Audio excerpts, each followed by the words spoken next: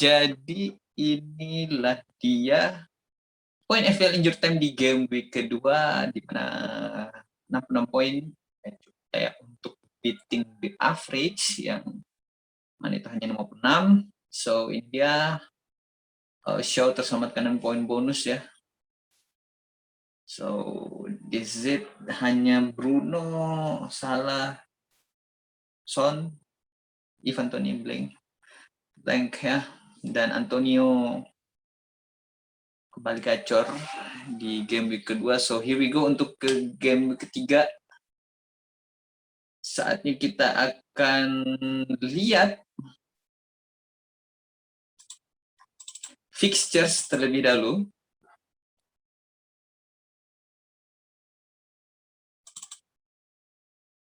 Yep. Oke. Kita lihat sini, ini diambil dari ini ya, FPL Big Andy. So, here we go. Di mana ada Tottenham dengan FDR 2 dari hijau ya, dananya West Ham lawan Crystal Palace, Leeds versus Burnley, Leicester Norwich, Everton Brighton, Aston Villa Brentford, Newcastle Southampton ya. Oke, itu dia untuk fixtures-nya di game ketiga.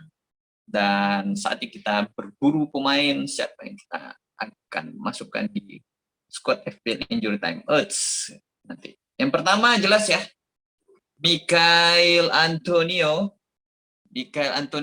dengan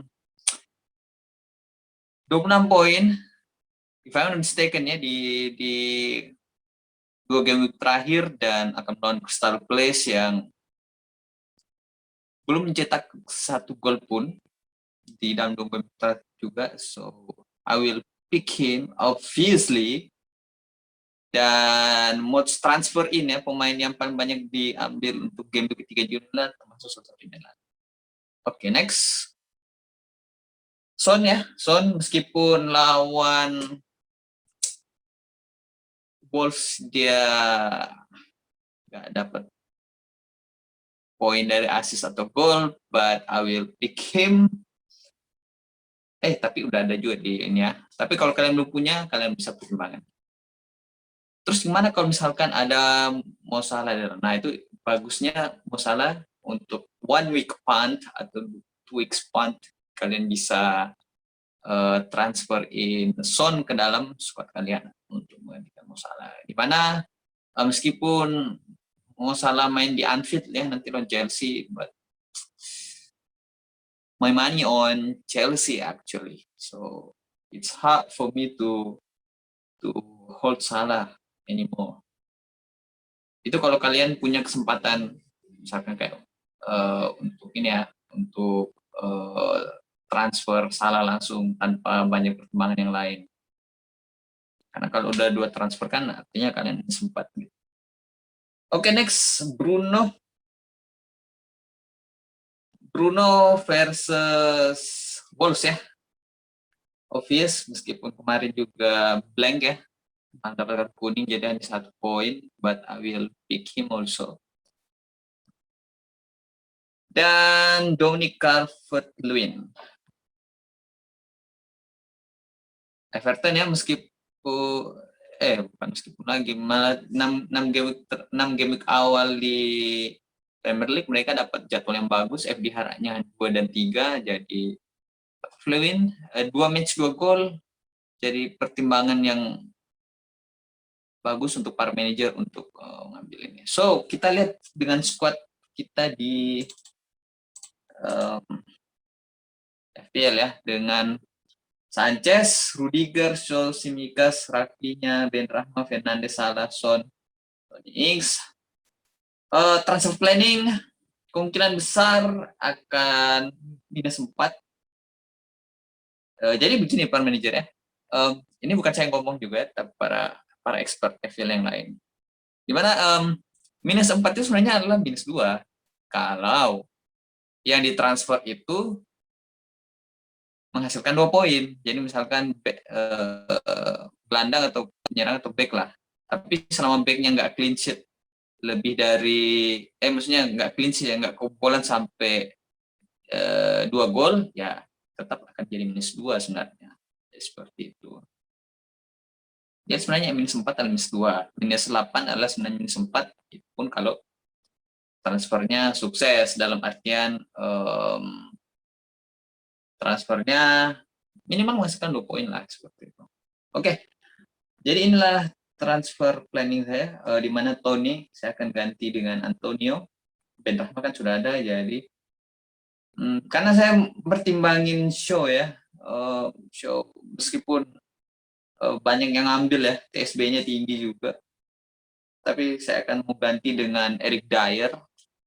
Kenapa Eric Dier? Karena Spurs kita lihat dalam 2 match terakhir 2 clean sheet, so itu pertimbangan yang sangat-sangat obvious ya, show ke Dier. Itu pun kalau misalkan saya lakukan itu, kalau memang uangnya nggak cukup untuk beli Antonio ya, karena Tony 6,5 sekarang, sedangkan Antonio udah naik 0,2 kan, jadi 7,7.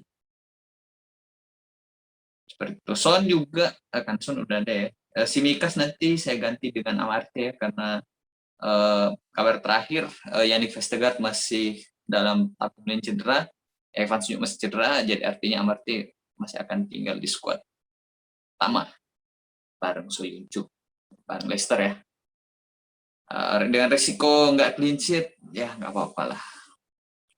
Next dia lawan siapa ya? Next timnya. So, lawan Norwich, oke. Obvious ya, saya langsung ganti.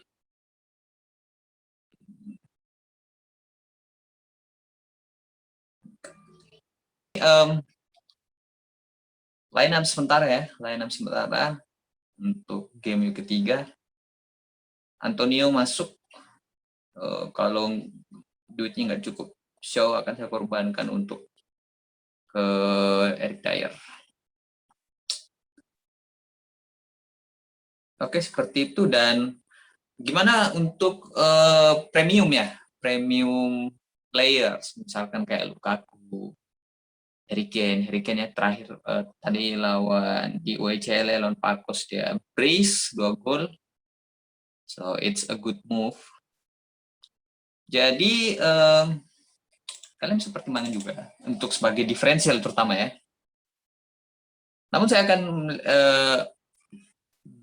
basisnya ke XG dulu ya, ke XG dulu, di mana Antonio dan DCL secara XG itu 2,76 dan 2,25, artinya peluang mencetak golnya, expected goals-nya itu ada di kisaran antara 2,76 untuk Antonio dan DCL 2,25, dan ini sangat bagus, di mana dibandingkan dengan klub lain,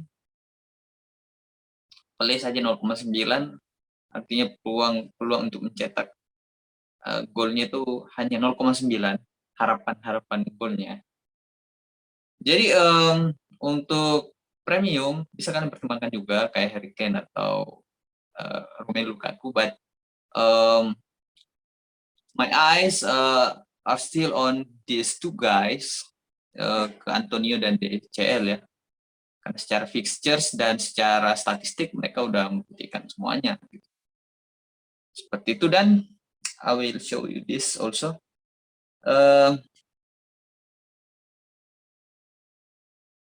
Game week 3 clean sheet-nya.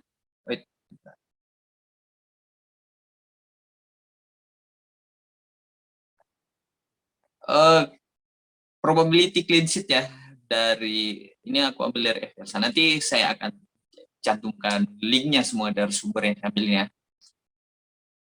Di mana West Ham itu ketiga setelah Manchester City dan Tottenham. Jadi langsung aja saya ke Antonio, Ben Rahma juga ada, Sufal juga sudah ada. Everton 29% clean sheet, tapi saya nggak pikir ke situ ya, karena saya butuh sebenarnya DCL, tapi karena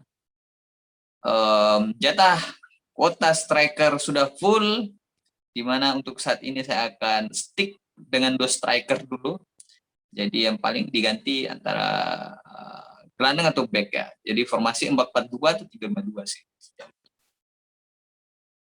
Oke, dan kalau kalian mau cari diferensial ya, diferensial itu ada Harry Kane. Data terakhir itu kepemilikannya TSP-nya 7,3 lawan Watford, kemudian Pereira 5,6% dan Doucouré 1,4. Perkiraan line up FPL Injury Time untuk game ketiga seperti ini kurang lebih, di mana Shaw akan saya ganti dengan Eric Dier. Itu pun dengan catatan kalau uang nggak cukup untuk beli Antonio ya, karena Tony udah pasti out. Jadi ini adalah istilahnya pukulan telak pas duit tinggal 0,8 kan, jadi nggak cukup beli Antonio karena itu 1,2 di sini. Itu pukulan telak bagi saya bahwa bukan pukulan telak sih, itu it's a lesson lah, pelajaran bahwa diferensial pada game-game awal itu agak beresiko sih, terutama dari tim promosi seperti itu kira-kira. Oke,